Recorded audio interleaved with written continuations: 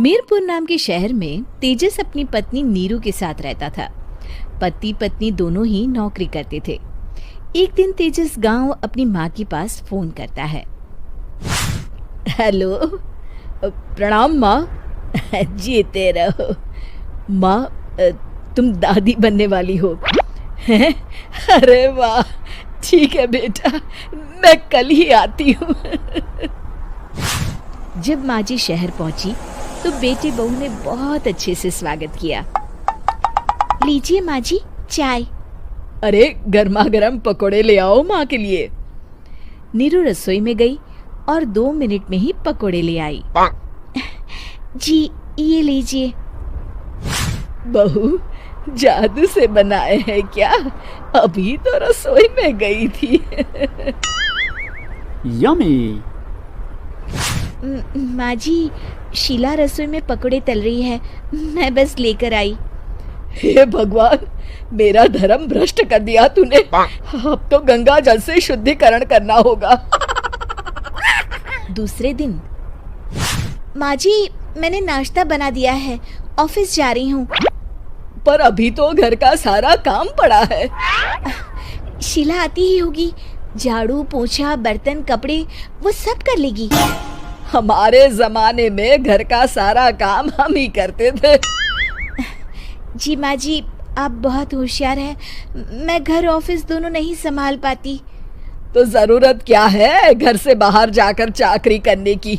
वैसे भी घर का काम खुद करने से घर में बरकत आती है, समझी? पर माँ जी। पर वर कुछ नहीं, इस महीने की पगार मिले फिर ऑफिस बंद। हाँ।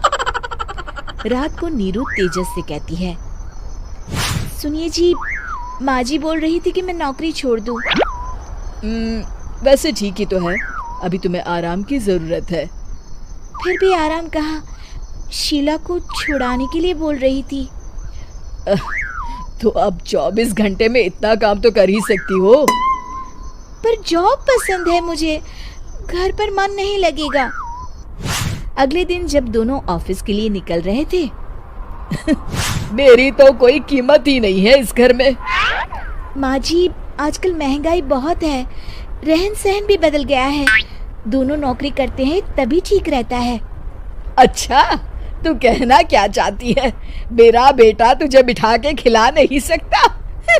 तू ही इस घर का खर्च चला रही है, हैं? नहीं माँ जी, मेरा वो मतलब नहीं था। मतलब खूब समझती हूँ, ये बाल धूप में सफेद नहीं किए मैंने। हाँ।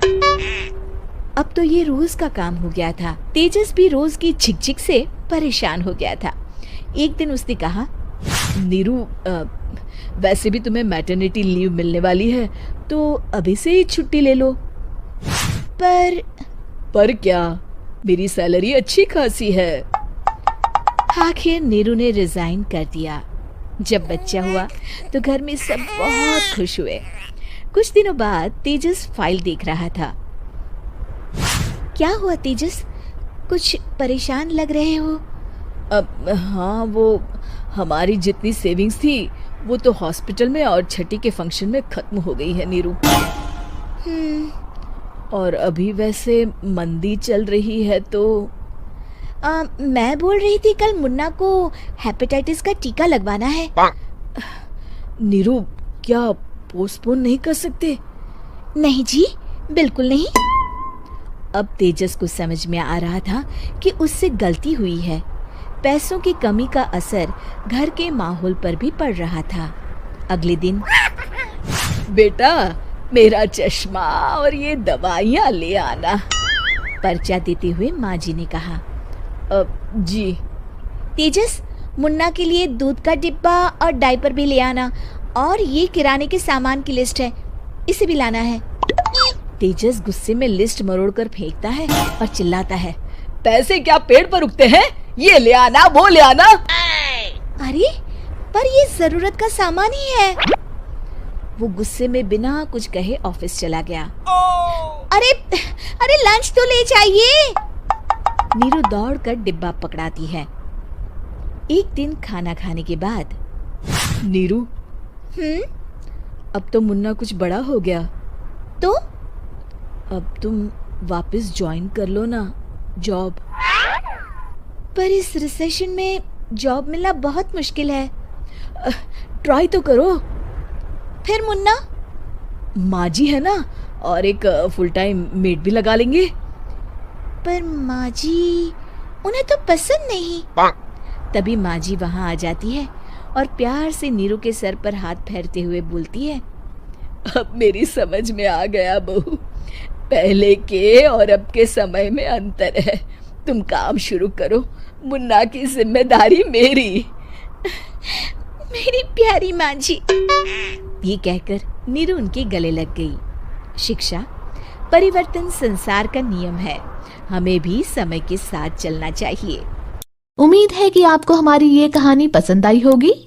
कृपया हमारे चैनल को सब्सक्राइब करें और सभी अपडेट्स के लिए बेल आइकन जरूर क्लिक करें। और हाँ, वीडियो लाइक और शेयर करना मत भूलिएगा। Bye bye.